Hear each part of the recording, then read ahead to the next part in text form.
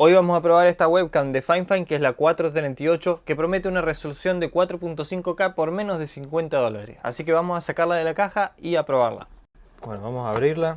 Acá ni bien abrimos encontramos un manual y la cámara, que tiene un cable bastante largo aparentemente, con un puerto USB.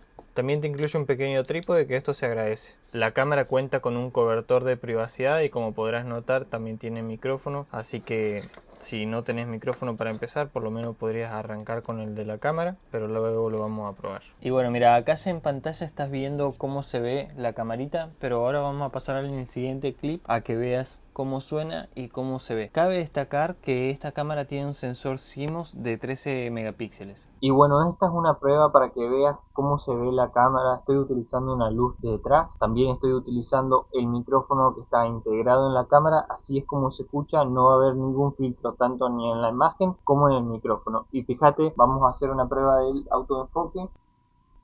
Creo que funciona bastante bien, sin embargo vamos a probar con un objeto más pequeño, como por ejemplo esto, o incluso algo más pequeño como esto, y fíjate, la calidad está ahí realmente. Y este clip lo estoy grabando con un filtro de eliminación de ruido, un LUT y un filtro de enfoque, y así es como se ve. En general pienso que está bastante bien, sobre todo si estás empezando y no querés gastar mucho dinero. Esta webcam te va a servir para empezar, para tus videos, para tus streams. Si te la querés pedir, te la voy a dejar enlazada ahí abajo en la descripción, en un comentario fijado. Y nada, después contame si tenés alguna duda, pregunta que quieras que te resuelva en un próximo video. Déjamelo saber en los comentarios, que con gusto te contesto. Acá a los costados te dejo algunas pantallas finales de otro video que te puedan interesar y nos vemos en uno próximo. Chau chau.